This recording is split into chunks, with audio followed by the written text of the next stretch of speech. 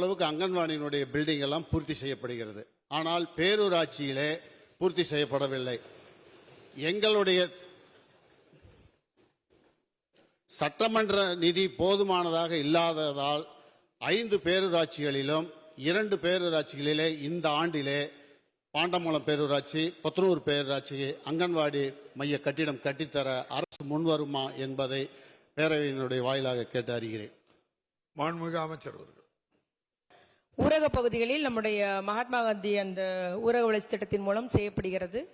அங்கன்வாடி ஒருங்கிணைந்த குழந்தை வளர்ச்சி திட்ட நிதி ஒதுக்கீடு செய்யப்படுகிறது. ஆனால் நகரப்பகுதியில் பேரூராட்சி, நகராட்சி, மாநகராட்சி பகுதியில் சட்டமன்ற உறுப்பினர் நிதி, பாராளுமன்ற உறுப்பினர் நிதியின் மூலம் செய்யப்படுகிறது. ஆகவே நம்முடைய மாண்புமிகு உறுப்பினர் அவர்கள் குறிப்பிட்டு கூறப்பட்டுள்ள அந்த பேரூராட்சி பகுதியில் கட்டடம் கட்டுவதற்கு என்ன வழிவகை என்பதை பிற துறை, அதாவது நகர்ப்புற வளர்ச்சித்துறையுடன் இணைந்து ஒரு உரிய நடவடிக்கை எடுக்கும்.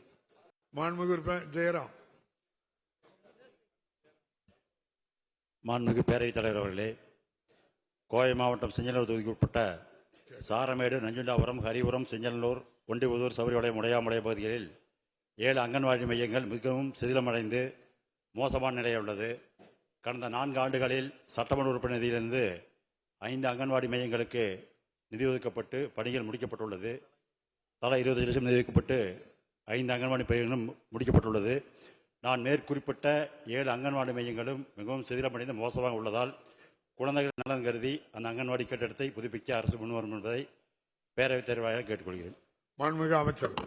மாண்புமிகு பேரவைத் தலைவர் அவர்களே, மாண்புமிகு உறுப்பினர் குறிப்பிட்ட அந்த 7 அங்கன்வாடி மையங்கள் ஊரக பகுதியாக இருந்தால் இந்த ஆண்டே அதை எடுத்து செய்ய நடவடிக்கை எடுத்து விடுவோம்.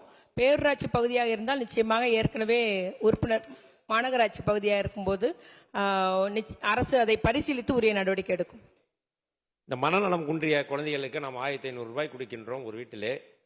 ஆனால் அந்த குழந்தைகளை பாதுகாக்கின்ற தாய்மார்கள் மிகவும் கஷ்டப்படுகின்றார்கள். ஒரு சில குழந்தைகள் ரொம்ப சத்தம் போட்டுக் கொண்டு இருக்கின்றது. அவர்கள் எவ்வளவு கஷ்டப்படுகிறார் என்பதை மாண்புமிகு அமைச்சர்கள் தெரிவார்கள்.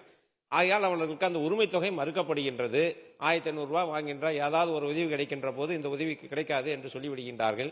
ஆக அந்த 1000 ரூபாய் கிடைத்தால் ஒரு 2500 ரூபாய் வச்சு முழுமையாக அந்த குடும்பம் அந்த குழந்தையை வைத்து பாதுகாக்க வேண்டிய சூழ்நிலை இருக்கின்ற காரணத்தினால் அரசு பரிசீலிக்குமா என்பதை மாண்புமிகு பேரவைத் தலைவர் வாயிலாக மாண்புமிகு அமைச்சரிடத்தில் கேட்டுக்கொள்கிறேன்.